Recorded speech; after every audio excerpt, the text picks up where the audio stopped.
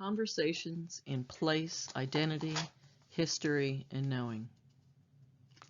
I arrived on my 34-acre farm later in life, when I was 48 years old. At this point, I had a substantial personal history, intertwined with identity and knowing.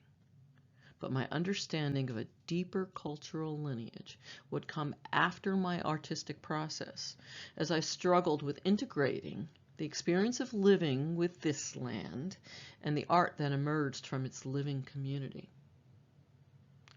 This ridge in southern Middle Tennessee, we're facing west, sits at the unique intersection of the traditional lands and territories of the eastern Cherokee, Yuki, and Chickasaw peoples.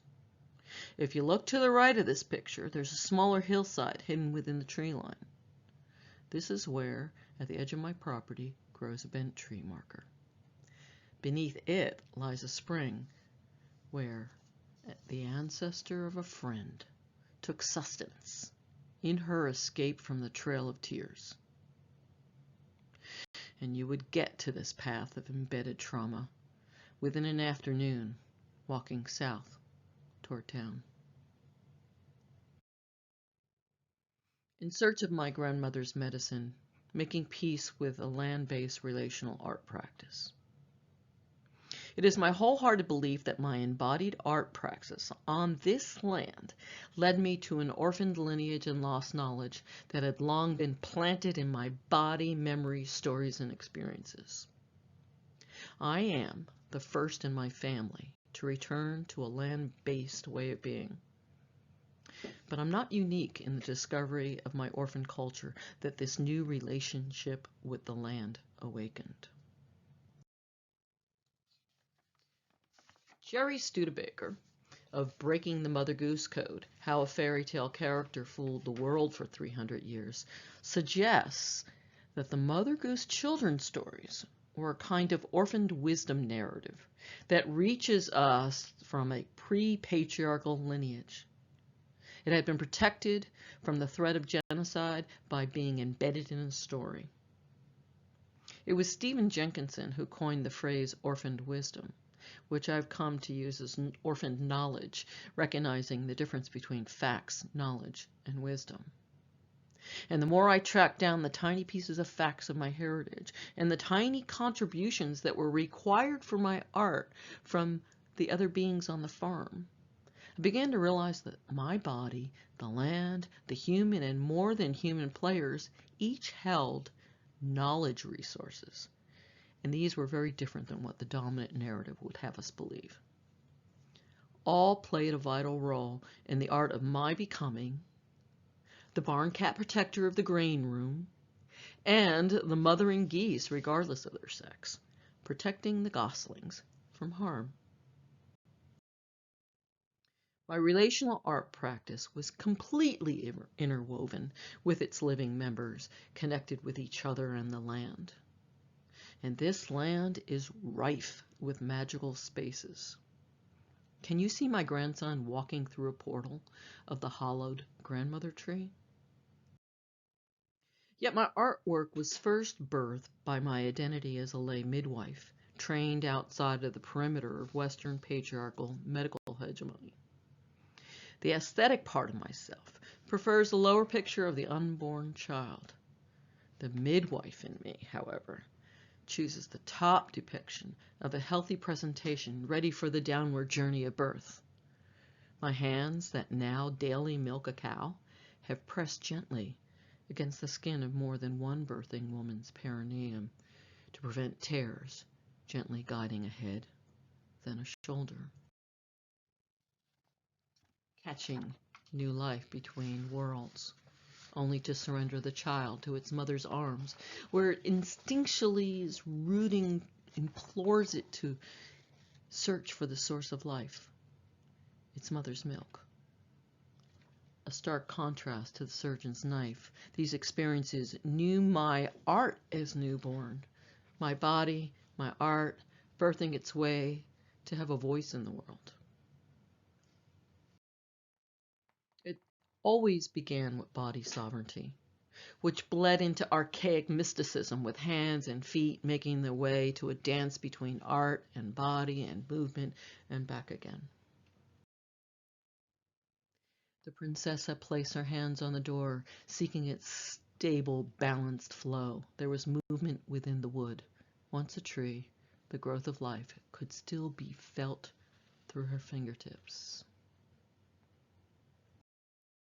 From surreal paintings to role-playing with the wild ones, this biodiverse farm was a container for stories of respect, sovereignty, care, and connection. My art played with the characters until it became less about what I needed to tell the world, and more about what this living world was telling me about relationship. Whether they be a babushka child or a passion flower. What did this land, these beings, have to do with art?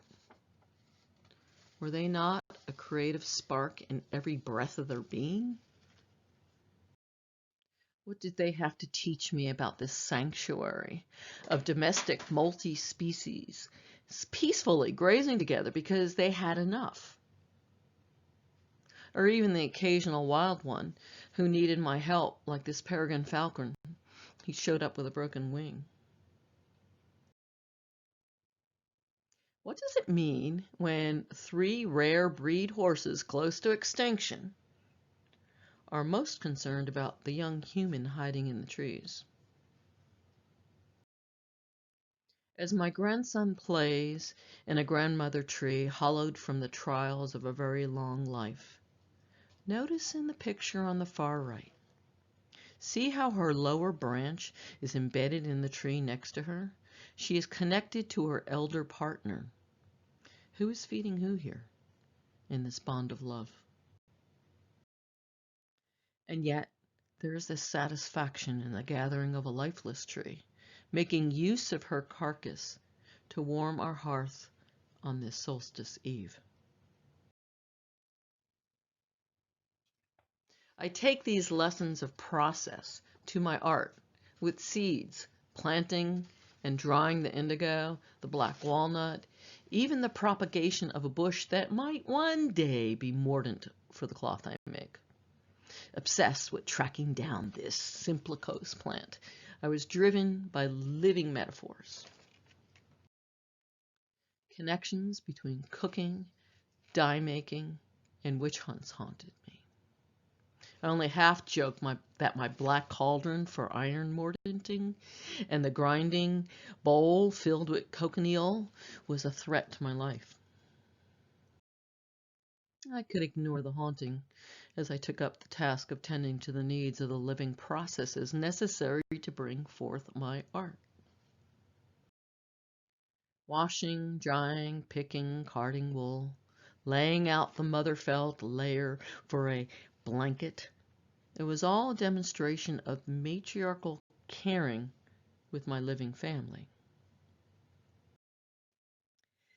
Until we decided to dabble in traditional Polish piosenki. Here, my embodied practices took a turn. A grandchild of Polish immigrants, I was raised with the conflicting pressures of Americanization and holding onto a heritage that would be diminished both externally and internally.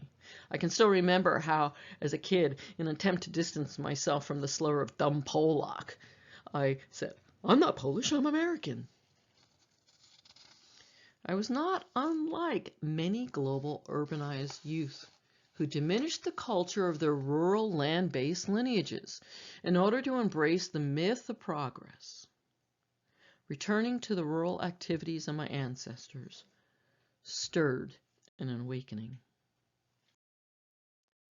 And then, at the 11th hour, I discovered the significance of the color red. It snuck up on me out of the blue. I had always thought that the red dye from the cochineal beetles selected by the indigenous peoples were prickly pear cactus, which it sort of was a parasite on. This was a thorn in my land-based ethics. Why was it even using this color if it was a form of appropriation? I had always been intrigued by how indigenous languages were embedded with information and always seemed to be like a more authentic language practice. But I never made any personal connection until I learned the red color of my ancestors was harvested from none other than cochineal in Poland. Instantly, I knew in my bones how language colonization interrupted my land-based connection. It was critical to creating orphans from their ancestral wisdom.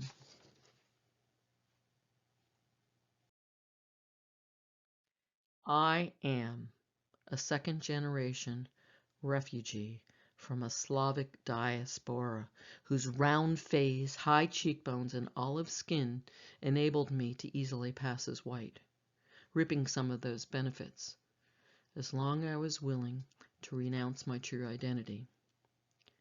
The requirement to deny my lineage was non-negotiable. I'm taking that back. This land praxis midwifed my recognition with my grandmother's tongue and medicine. I can finally lay claim to the futurist character of Baba Ren. I come from a long lineage of land-based people, backwards and forwards in a timeless, perhaps her story of Babas. Dziękuję ci. I thank you for listening to my story of finding my way home, and my beloved community thanks you as well.